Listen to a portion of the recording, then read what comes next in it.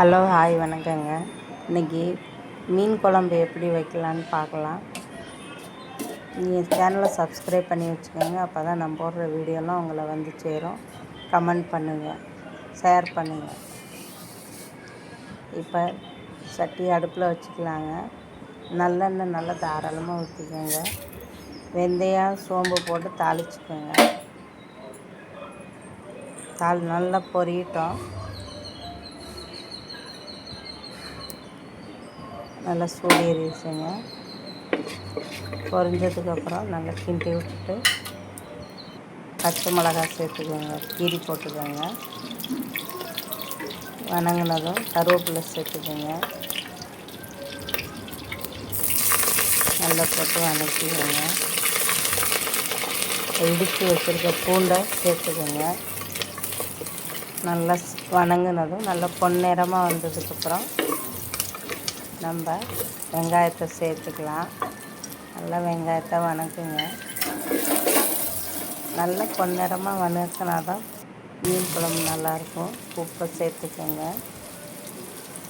உப்பு சேர்த்துக்கிட்டு நல்லா கிண்டிடுங்க. நல்லா வணங்கட்டும். வணங்கினதுக்கப்புறம் தக்காளியை சேர்த்துக்கோங்க. தக்காளியை சேர்த்து நல்லா வணக்கி உப்பு போட்டுக்கோங்க. கொஞ்சம் மல்லித்தலை சேர்த்துக்கோங்க. மல்லித்தலை போட்டு கிண்டினதும் 2 ஸ்பூன் மிளகாப்பொடி சேர்த்துக்கோங்க. தேவையான அளவு நீங்கள் காரம் சேர்த்துக்கலாம். நல்லா வணங்கட்டும். மஞ்சத்தூள் சேர்த்துக்கோங்க. மஞ்சத்தூள் போட்டு நல்லா வணங்கணும். நல்லா தக்காளியை நல்லா கரையிற அளவுக்கு நல்லா வணக்கி எடுத்துக்கோங்க. அப்போ தான் மீன் குழம்புக்கு நல்லாயிருக்கும்.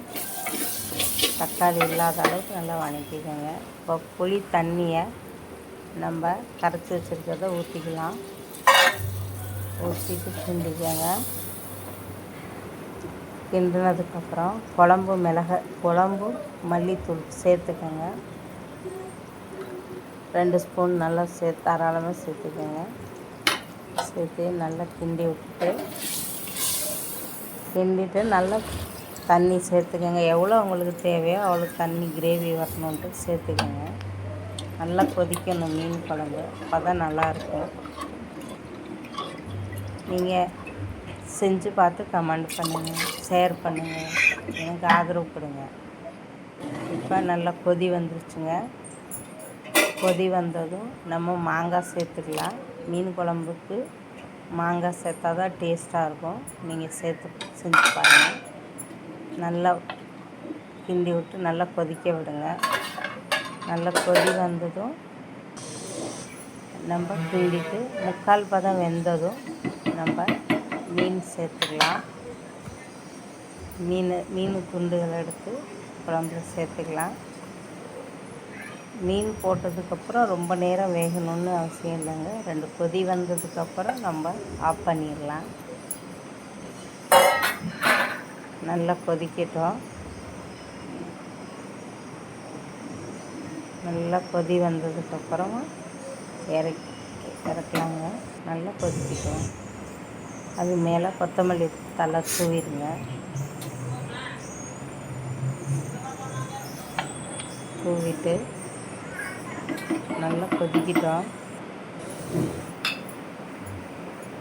நல்லா கொதிக்கணும். நல்லா ஒரு 2 நிமிஷமாவது நல்லா கொதித்தா தான் மீன் நல்லாயிருக்கும். ரொம்பவும் கொதிக்க விடாதீங்க, கரைஞ்சிடும். நீங்கள் செஞ்சு பாருங்கள். எப்படி டேஸ்ட் இருக்குன்னு எனக்கு கமெண்ட் சொல்லுங்கள். லைக் பண்ணுங்கள், ஷேர் பண்ணுங்கள்.